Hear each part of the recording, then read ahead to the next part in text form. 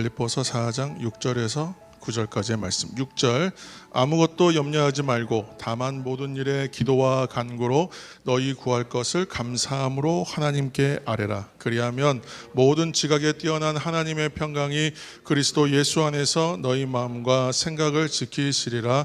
끝으로 형제들아, 무엇에든지 참되며 무엇에든지 경건하며 무엇에든지 오르며 무엇에든지 정결하며 무엇에든지 사랑받을 만하며 무엇에든지 칭찬받을 만하며 무슨 덕이 있든지 무슨 기림이 있든지 이것들을 생각하라. 너희는 내게 배우고 받고 듣고 본 바를 행하라. 그리하면 평강의 하나님이 너희와 함께 계시리라. 아멘. 그리고 11절부터 13절까지의 말씀을 다시 한번 우리가 이어서 한번 더 읽겠습니다. 11절부터 13절까지의 말씀입니다. 11절, 내가 궁핍함으로 말하는 것이 아니니라. 어떠한 형편에든지 나는 자족하기를 배웠노니 나는 비천에 처할 줄도 알고 풍부에 처할 줄도 알아. 모든 일 곧 배부름과 배고픔과 풍부와 궁핍에도 처할 줄 아는 일체의 비결을 배웠노라. 내게 능력 주시는 자 안에서 내가 모든 것을 할 수 있느니라. 아멘. 누구의 이야기인지 아마 들어보시면 이제 알 텐데, 한밤중에 애가 이제 막 울어요. 애가 막 울어. 그래서 아직 이제 아기가 태어난 지 얼마 안 됐고, 애가 아직 어렸는데, 그러다 보니까 엄마 아빠도 다 이제 초보죠. 초보 엄마 아빠입니다. 그래서 보통은 이제 애가 울면 이게 배고파서 우는 거고, 또 아니면 좀 응가가 마려워서 이제 울거나 이제 그러는 건데, 애가 이제 계속 이제 알고 이제 계속 우니까 왜 우는가 봤더니 이제 열이 이제 오르는 거예요. 그래서 우리는 또 해열제를 먹이면 된다 했는데 그걸로 내리지 않아요. 그래서 이제 교차해서 또 먹이면 된다 그래서 다른 해열제를 먹였는데도 애가 이제 열이 안 떨어지니까 이제 겁이 난 거예요. 그래서 이 경험을 보지 않은 길을 또 가야 되는구나, 두려움의 길이 시작됐구나 해서 이제 또 급하게 이제 응급실로 가자. 이제 한밤중에 이제 우리도 이제 우리 부모님들이 우리가 어렸을 때 업고 뛰었던 것처럼 우리도 가야 되는구나 이제 하고 갔는데, 대학병원 응급실밖에 없잖아요. 그 밤 시간에는. 그래서 갔는데 선생님이 바로 오시냐? 절대 그렇지 않잖아요. 그래서 응급실에 갔는데 이제 방치돼 있는 겁니다. 계속 이제 언제 오시나 계속 우리 애 좀 봐달라고 하고 있는데 선생님 빨리 안 오세요. 근데 보니까 그 전쟁터와 같아, 응급실 현장이. 그렇죠? 그래서 계속 응급 환자들이 오고 막 한눈에 보기에도 막 보통은 아닌 많이 다치고 심각해 보이는 환자들이 계속 들어오는 거예요. 그러니까 그래서 우리한테는 안 오시나 이제 그러고 이제 기다리는데, 선생님 또 한번 왔다가 또 금방 또 가시고, 그래서 또 계속 기다리는 거예요. 계속 기다립니다. 그러니까 정말 오래 기다렸어요, 우리 생각에는. 그러니까 애가 그 사이에 그렇게 울다가 잠들었어요. 잠들었고, 애가 이렇게 왜 잠들었지 하고 이제 쳐다봤는데 열도 이미 떨어지고 있어. 그래서 우리 이거 그냥 집에 가야 되는가 보다. 다 나은 것 같은데, 이제 괜찮은 것 같은데 하고 있는 선생님이 오셨는데 열도 다 떨어지고 이제 괜찮은 것 같네요 그러더라고요. 그래서 아무 일 없었던 것처럼 그냥 등록도 안 하고 그냥 응급실에서 그냥 인사하고 아무 일 없었다는 듯이 집에 와서야 이제 좀 편하게 웃을 수 있었던 일이 있었습니다. 인생 가운데서는 그런 일들이 항상 있잖아요. 그래서 아주 사소한 것, 참 별거 아닌 것 같은데 그 일이 우리의 마음의 평안을 깨트려요.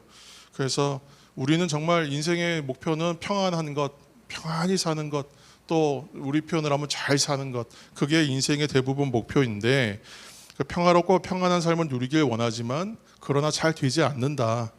그것을 위해서 사실은 집이나 삶의 환경들을 그것을 위해서 마련하기 위해서 최선을 다하고, 또 평안한 환경을 만들기 위하여 보험도 들고 또는 노후 연금도 준비하고 자산도 운영하면서 하는 것은 대부분 안락하고 평안한 삶을 누리기 위해서 그렇게 하는 것이란 말이에요. 대부분이 이러한 목적이 있음에도 불구하고 정작 평안을 누리는 삶은 쉽지가 않더라는 겁니다.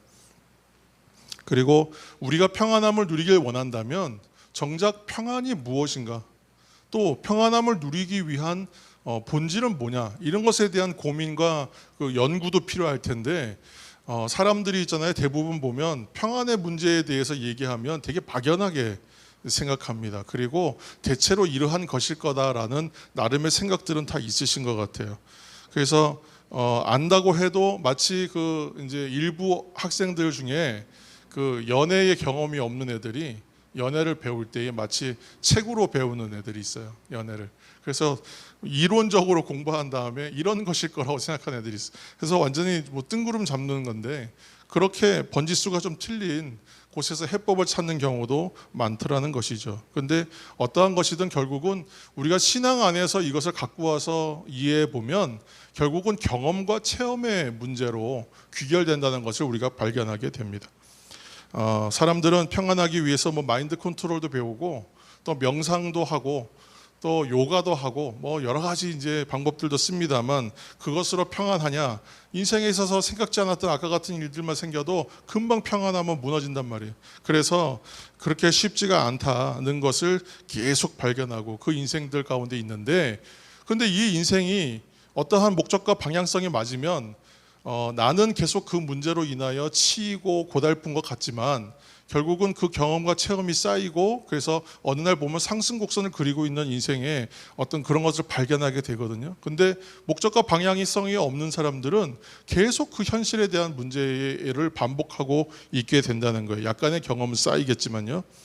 근데 평안이라는 것이 성경 안에서 찾으면 우리 안에 분쟁이 없는 상태입니다. 그래서 이 평안함을 계속 누리기 위해서는 어떻게 해야 되느냐? 결국은 하나님을 알아가야 한다라고 메시지는 우리에게 주고 있어요. 그래서 왜냐하면 하나님의 뜻을 알 때에 우리는 평안할 수 있다. 하나님이 어떤 분인지 알아간다면 평안할 수 있다. 이것은 자연주의적인 사고관이 세계관이 우리한테 박혀 있는 우리들과 또 하나님 중심의 세계관, 기독교 세계관이 다르다는 것을 설명해야 되는데 지금 오늘은 이제 그 얘기를 조금 이제 밀어두고 오늘은 이제 하나님은 어떠한 분이신가 조금 이제 얘기하면서 평안의 길로 우리가 메시지를 좀 잡으려고 합니다. 오늘은 그런 교리적 정의는 하지 않겠습니다. 하나님은 어떠한 분이신가? 우리에게 감동도 주시는 분이 또 확신도 주시는 분이고 또 그런데 감동과 확신을 통해서 하나님이 어떠한 분인지 다 알 것 같아요. 이제 하나님 참 좋은 분이야 이렇게 하고 이제 인생이 끝나면 좋겠는데 또 어떤 문제가 오냐면 이제까지의 경험이 다 필요 없을 만큼 당황스러운 일들을 하나님 언제든지 계속 밀어내신다. 그걸로 우리를 밀어붙이신다. 그래서 하나님 이제 좀 경험도 쌓였고 이런 고난도 겪어봤으니 내가 이제 좀 성숙해졌고 이제 좀 안다고 생각하는데 또 어려운 문제 당하면 또 원위치예요. 또 아무것도 모르는 애처럼 막 정신없고 막 분주한 걸 그런 것도 발견하고 있습니다. 다시 한번 말씀드리지만 우리는 하나님이 어떠한 분인가를 알아간다. 안다가 아니라 알아간다. 거기에 우리는 방점을 찍어야 되는 거예요. 그래서 하나님으로 인하여 또 하나님 안에 머무르는 것으로 또 하나님께 붙들리는 것으로 또 하나님과 동행하는 것으로 우리는 평안에 더욱 가까이 간다라는 것을 기억하시기 바랍니다. 여기서 우리가 하나 기억해야 될 것은 하나님은 어떠한 분이신가 다 아시지만 하나님은 한번 따라해 보실까요? 하나님은 선하시고 긍휼과 자비가 많으시고 무엇보다 전능하시고 우리 기도에 응답하시는 분이시며 우리 한 사람의 삶에 적극적인 열심을 가지신 분이십니다. 네, 아멘. 할렐루야.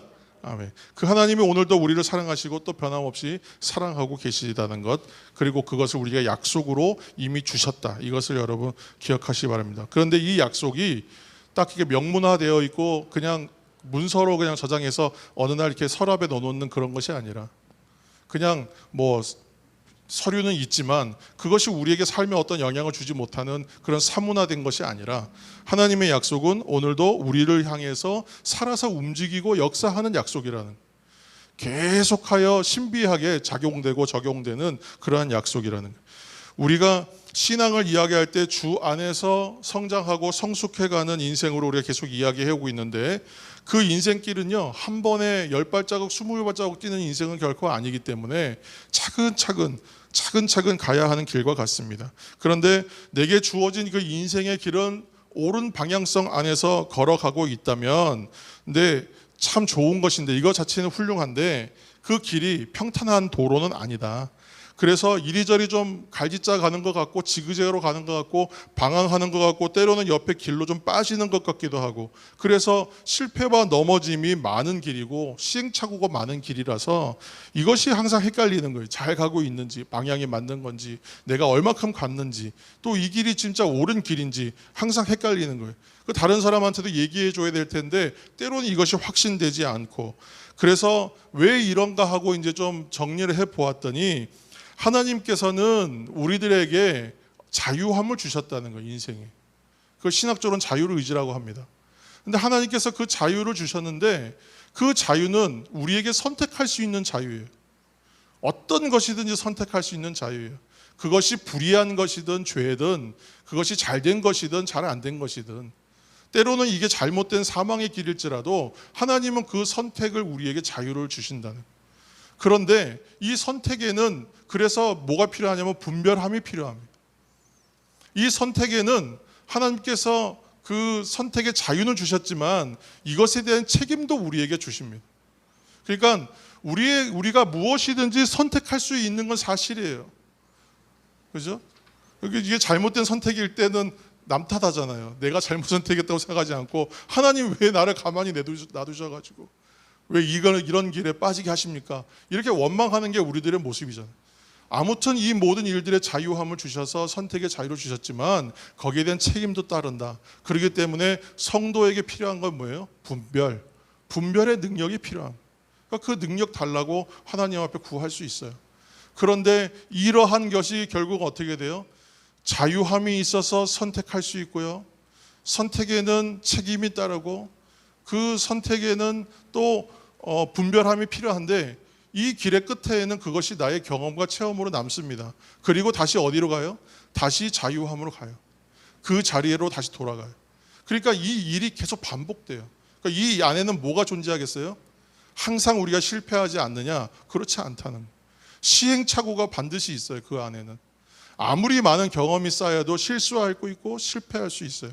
그러니까 하나님이 주신 자유 안에서 살아가는 인생은 계속하여 내 생각과는 다른 결정과 결단과 결과가 나올 수 있다는 거예요. 이게 그렇더라고. 이렇게 생각하니까 조금 이해가 되더란 말이에요. 그리고 나서도 여전히 실수하고 여전히 실망하는 것이 우리들의 모습입니다. 근데 교회 공동체가 좋은 점은 뭐예요? 이런 경험들을 나눌 수 있다.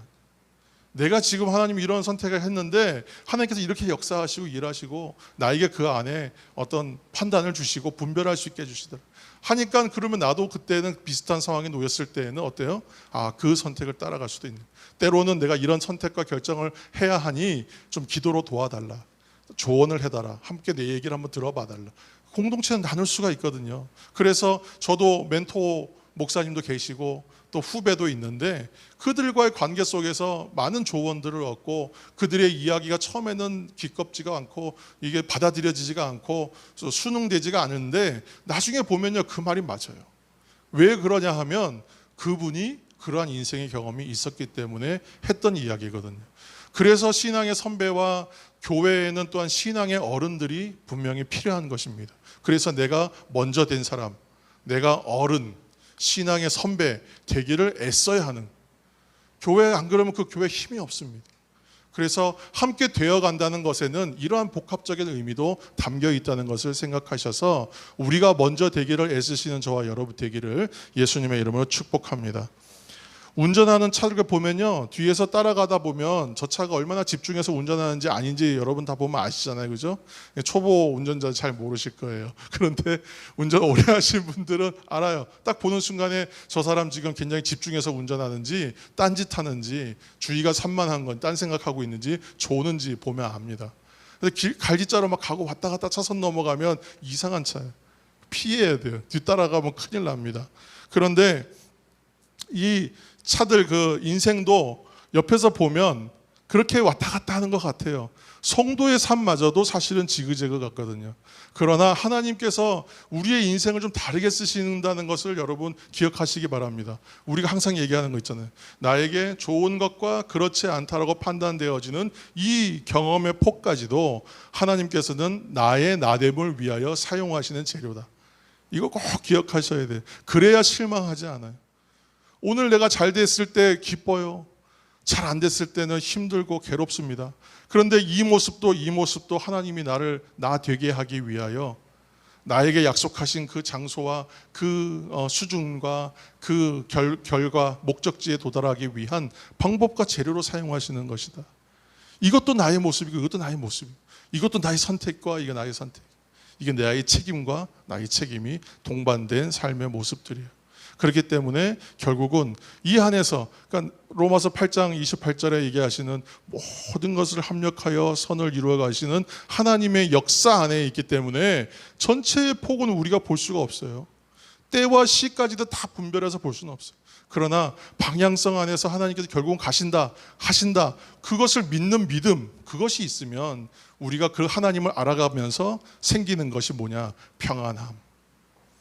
내 안에 언밸런스하고 합치되지 않고 하나 되지 못한 마음, 나누어진 그 마음들을 하나로 만들어 버리시는 하나님의 평강의 은혜가 강력하게 임하기 시작해요. 왜요? 나의 믿음의 크기와 깊이와 경험과 체험만큼 하나님께서 임하시는 그 믿음에 향하여 주시는 은혜의 능력의 강함도 크다는 것이죠. 그렇기 때문에 아무리 그 다음부터는 어떻게 해요? 하나님, 왜 내 인생 가운데 이 감당할 수 없는 일들, 나에게 이런 시험 같은 일을 주시느냐? 큰 질병의 문제나 사업의 실패나 관계의 실패나 어떤 문제들이 갑자기 올 때가 있어요. 그러면 이 문제들이 왜 나에게 오느냐? 내가 지금 이제 이 문제들을 감당할 만큼의 그러한 능력과 성숙이 있기 때문에 나에게 이러한 시련도 주신다라고 여러분 생각하셔야 돼요. 그렇지 않으면 그 자리에서 일어날 수가 없어요. 그 자리를 벗어날 수가 없어요. 그 자리에서는 성장할 수가 없어요. 우리는 그러한 일들을 만나도 성장해야 됩니다. 계속 가야 돼요. 평화는 그래서 계속되는 훈련과 싸움과 또는 연습과 공부와 같은 것.